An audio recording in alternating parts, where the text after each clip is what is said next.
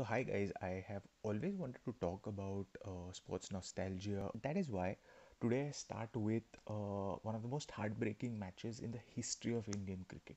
So, if you've been a fan of Indian cricket in the 90s, so born in the 80s and followed cricket through the 90s, you would probably say that the 2003 World Cup final against Australia was a heartbreaking match. 2003 World Cup final, we were not in the game from ball one, but there was this another game which I'll talk about today, that is the 1996 World Cup semi final. So, whenever I say this, this is the first image that comes to your mind, and it's a heartbreaking image. You just can't get this image out of your memory. Okay, so let's discuss the most heartbreaking game in Indian cricket history, the 1996 World Cup semi final between India and Sri Lanka. Before we get to this image, we have to go back. So there's a little rewind we need to do on what cricket was in the 90s and what this World Cup actually was, what it meant for the fans, and what is the story of this World Cup and how it came to this moment. So in the 90s, the Indian team wasn't like the most polished team or did not have the fittest of players, was not probably the most well team with the best fielders or even batsmen. So it was mostly a team that revolved around one player. So if Sachin Tendulkar played well, we watched the game. If he got out, most probably we believed that the game would be over. So the 1996 World Cup. So now, why was it special? So the World Cup was being held in India, Sri Lanka, and Pakistan for like in the subcontinent for the second time. And in 1987, we were quite the favorites to win it after the win in 1983. Due to some reason, Venksagar couldn't play the semi-finals, and we were eliminated from the World Cup. So there was a lot of hope. There was a lot of excitement for the World Cup having come back home to India, and you have to believe me, the excitement was amazing. It was unparalleled, and it was actually seen in the very first game between England and New Zealand. So the home teams are not involved. But that game had, I still remember I had watched that game live, and there's such amazing crowds and excitement surrounding that game. There were nice advertisements in the build up to this World Cup. But were India the favorites really? They were not. So there were a lot of teams that were doing very well. They were so much better than India. So Pakistan, the defending champions, were so good. Their team had the likes of Wasim Akram, Waka Yunus, Saeed Anwar, Ijaz Ahmad, Inzamamul Haq, Amir Sohail.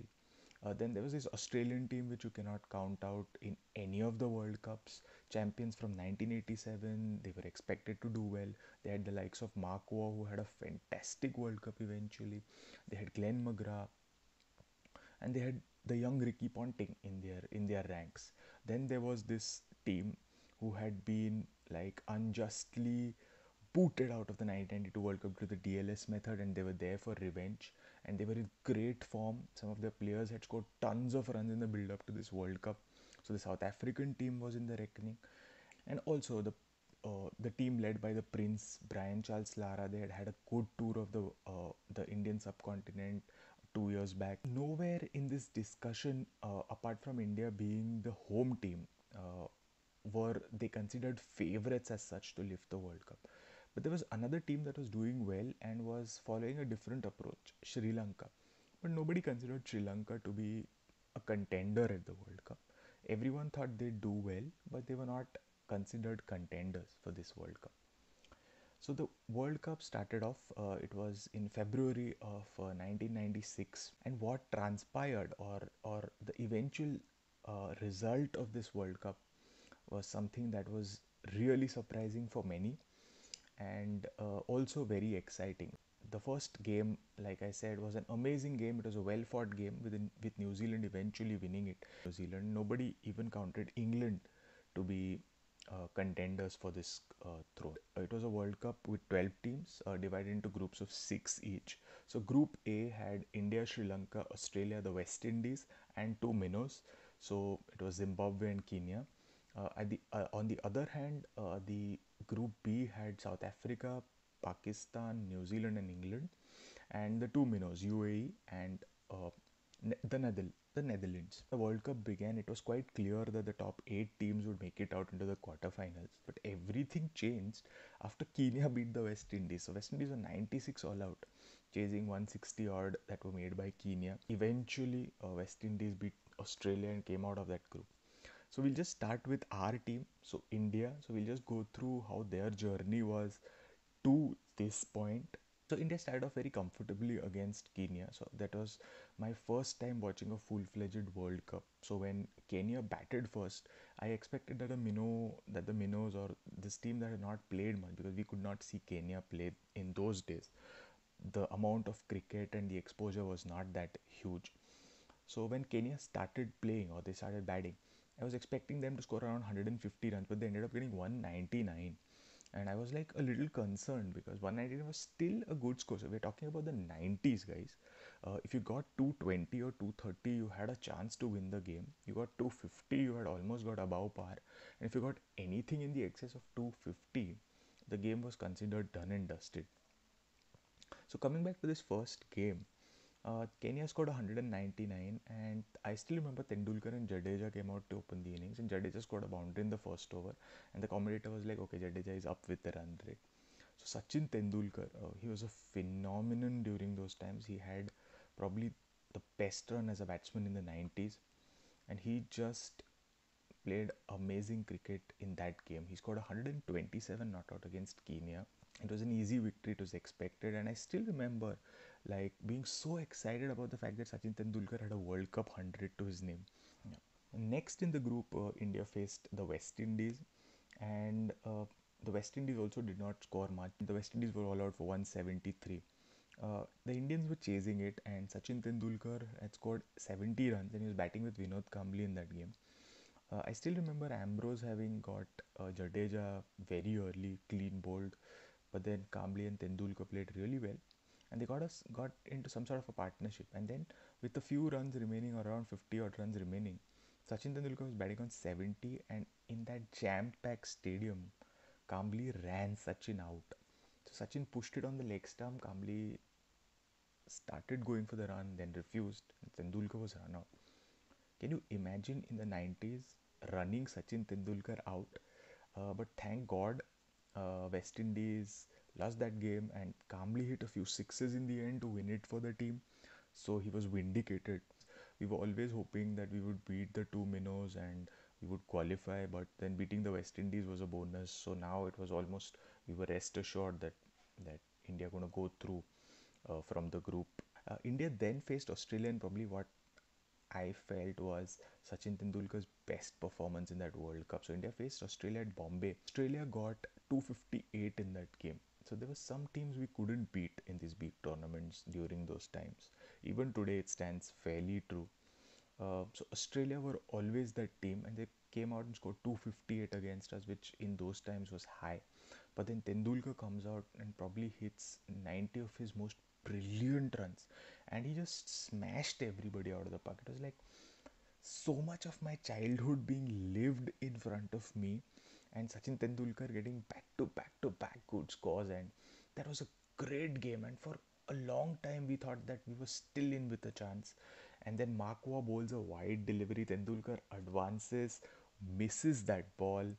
It's a wide, and he stumped off a wide. And I go to my dad like, why is he being given out? Stumped off a wide, a 9-year-old fighting for Tendulkar. The team collapsed, and eventually we missed out, not by much. We missed out by around 10-20 runs. India then faced Sri Lanka in another very difficult to digest game. India had been beaten, but Sri Lanka had not. So there was this agreement that due to security concerns, Australia wouldn't be traveling to Sri Lanka, and neither would West Indies. So Sri Lanka had just played one game against Zimbabwe, and they had scored around 220 in 47 in, I think, 40 odd overs. So there was a trend or a type in which Sri Lanka were batting, but we had not seen them bat in that genre. At Delhi, Firozshah Kotla, India batted first, and Sachin Tendulkar scored 137, his fourth consecutive good performance. The team got to 271, and during those days, if you got 271, that was enough. You never had to worry about anything else. I went out to play, and then somebody tells me that India had lost that game after scoring 271. Unbelievable those times were. So I went out, I saw what the score was, and Jaisur had literally killed the bowling. And that was how Sri Lanka were going to play that World Cup. They were going to come out, they were going to smash in the first 15 overs, and they were going to take the bull by its horns, and that is how they were going to play against everybody. But it is very important to note that it was not all about Jayasuriya and Kaluvitarna.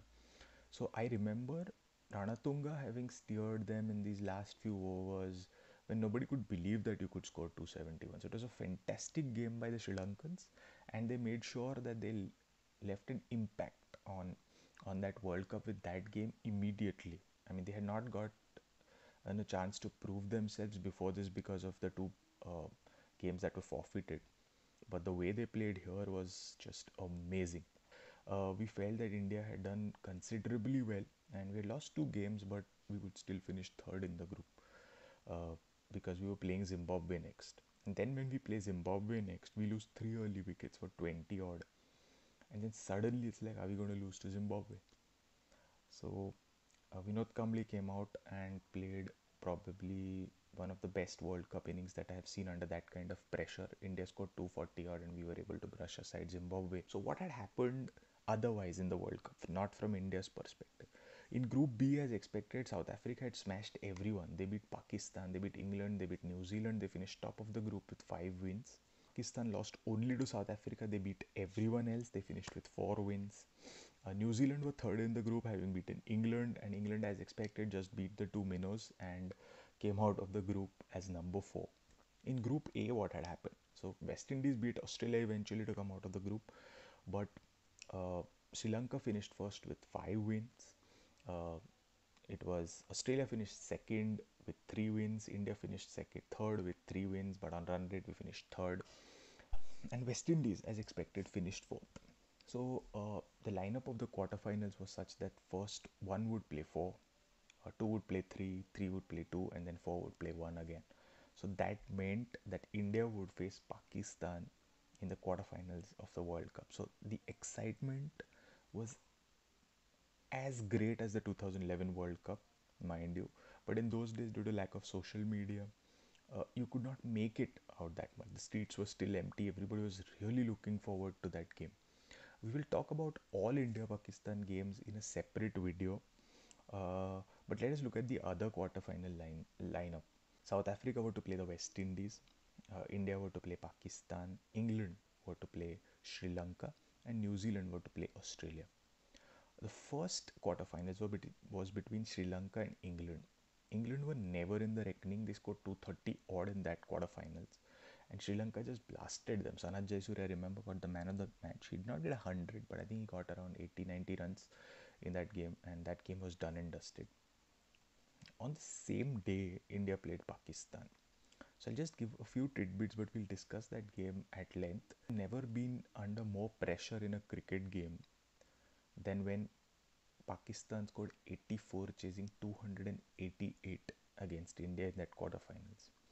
The moment Saeed Anwar got out, caught by Kumble of Javagal Srinath, I think I have not been more relieved in a game ever.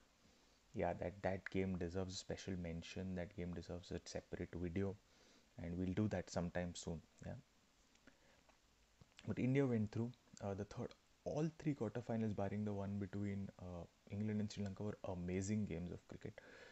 So next up was the game between West Indies and South Africa. So everybody expects South Africa to smash the West Indies because West Indies have been up and down in the World Cup.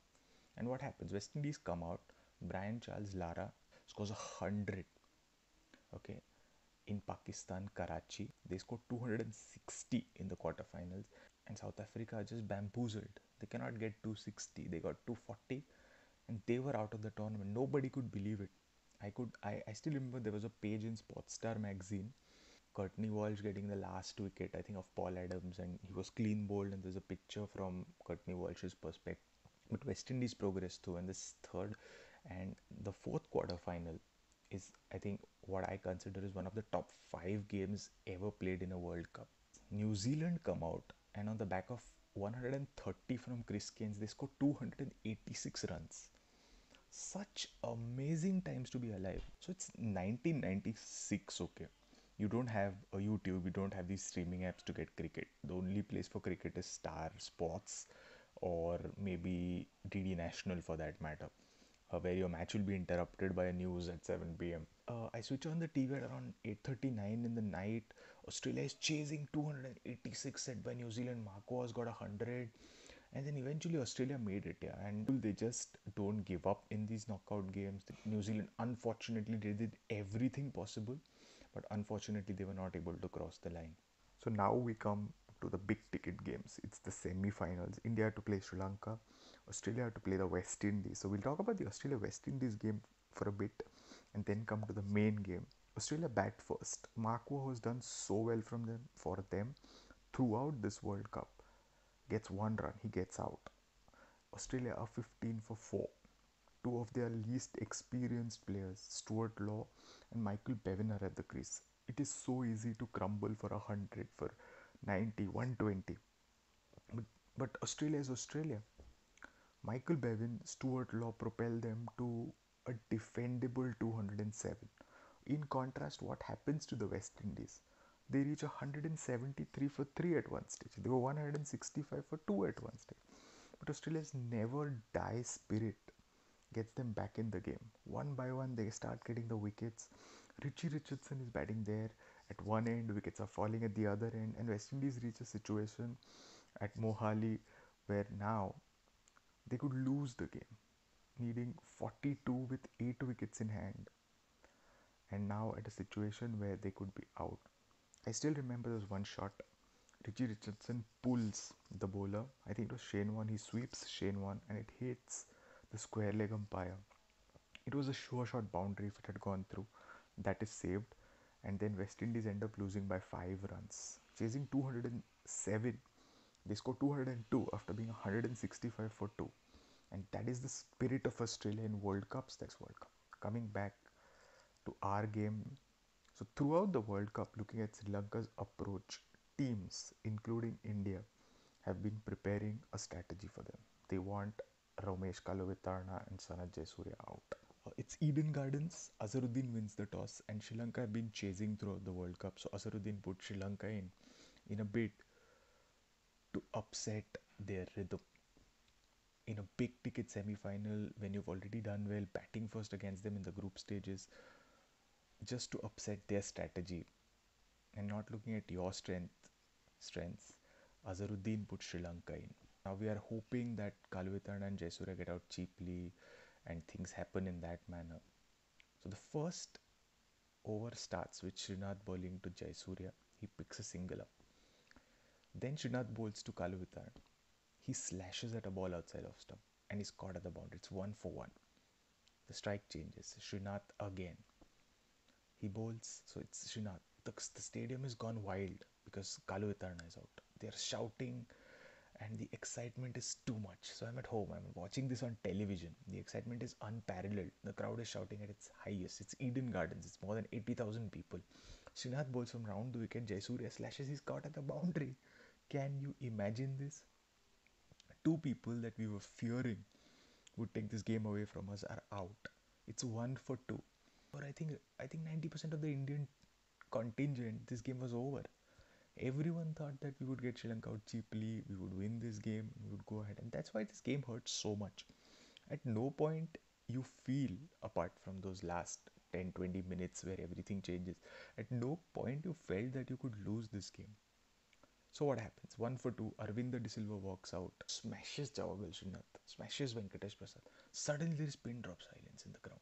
When the score is 35, Sri Lanka lose another wicket. It's Asanka Gurusinghe. It's 3 for 35. And by that time, you are you are relaxed. You now feel that the game is ours, okay? You don't expect the team to recover. A similar thing happened in the 2011 World Cup final. When Sri Lanka hardly got any runs in the first 10 overs, we got relaxed. That is what exactly happened to the Indians. So Mahanama walks out and Arvind De Silva is hitting Srinath Prasad for boundaries.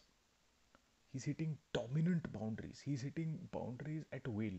And he got 66 runs in 47 balls.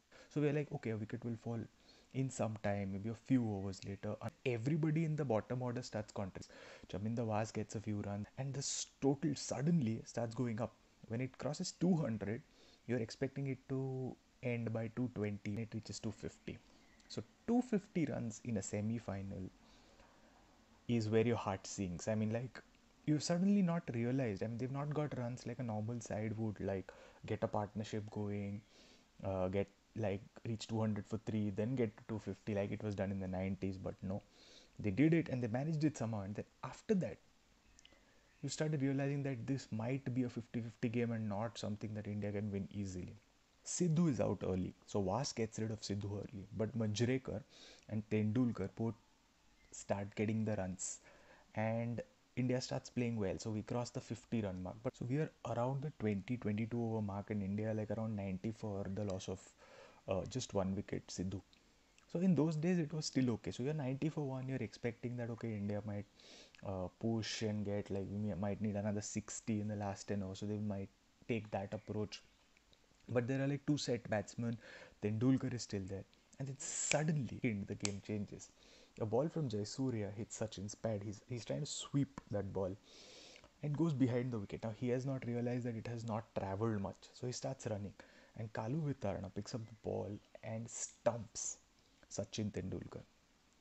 I mean, I have not seen a ground go quieter than that particular situation. Tendulkar is out. It's around 90-95 for 2. But then you're hoping that the others would play. And then, in a matter of seconds, again, Jayasuriya gets rid of Sanjay Manjrekar. So the ball spins square, he gets in. Within minutes, Azharuddin is out. Then Jayasuriya gets rid of Ajay Jadeja. And then from 97 for 1, you're suddenly like 105 or 6 for 4 or 5 wickets. And that is when you realize that probably you're not winning this game, because nothing, I mean, not much was expected from India's bottom order or top, lower order in those days. And exactly that is what happened. Suddenly wickets started falling around us. Everybody, Jayasuriya got 3 wickets, the other bowlers got 1 wicket each, and we were 120 for the loss of 8 wickets in around 30, 34, 35 overs. The game was gone. And then, yeah, as fans, you were disappointed because you don't know what happened in a matter of 10 minutes, 15 minutes, what happened, how the game changed in 15 minutes, 20 minutes. You don't realize that. As a kid, I was almost crying when that happened. And and then suddenly the Kolkata crowd starts reacting that way. They start burning things in the stadium, they start throwing things at, not a moment I'm proud of, but they start throwing things at the cricketers, and suddenly the conditions become unplayable. For a second I thought the match will be abandoned and we'll have another game, but that was not to be. And we won 20 for 8 at that stage. And that is when the umpires say, okay, the match is called off. So Dharmasena goes like this, okay, we've done it, we won it. The Sri Lankan team is walking off triumphantly, and then this poor person starts crying. I don't know if it was whether he wanted to play further or whether he thought he could win the game for the team, but whatever it was raw emotion, because everybody on that team must have felt that they deserved to be in the finals, especially after Sri Lanka were 1 for 2, or when India were like around 90-95 for loss of just 1 wicket chasing 250. I mean, if we would have won, we would have faced Australia in the finals, and there was a big chance that we could have won, because only because we had also come close to beating them in the group stages. So I mean, we might not have won. It could have been another Australian World Cup victory. But yeah, I mean, we came really close in that game, and we should have beaten Sri Lanka according to me, because we had that initial push when it all started. So yeah, that was probably the most disappointing day for a long time in my memory. Then the 2003 World Cup happened, but obviously I never believed throughout the World Cup that we could beat Australia. I mean, even on finals day, I was definitely not sure that India would go on and beat Australia. And then we had to wait another 15 years for MS Dhoni to give us that World Cup. And yeah, I mean, a great way for Sachin to sign off. But definitely there were lot more cricketers who had come this close to winning the World Cup, but it was not to be. Enjoyed doing this video. Just enjoyed recollecting those wonderful days when cricket was not business, cricket was not this frequent, cricket was not this accessible, cricket was not this madness of playing every alternate month. There were not many bilateral series. Tours meant you went on these entire tours of test matches as well as one dayers. The tri series was something that we really look forward to. So with that, I end this video. Next up, I'll be doing a video on the IPL, on how IPL changed Indian cricket, on what my experience of the IPL was. So it came in another phase of my life. So that is what we'll try to discuss in the next video. If you like this video and if you have memories of this game that are similar or different, or if you agree with some of my points or you don't agree, comment. Then also, if you like the video, like it, share it, and do subscribe to my channel. This is something different I have tried. I have wanted to do a few podcasts for a long time. So yeah, this is a start. So until next time, with more cricketing or more sporting memories, it's me signing off. So it's a goodbye.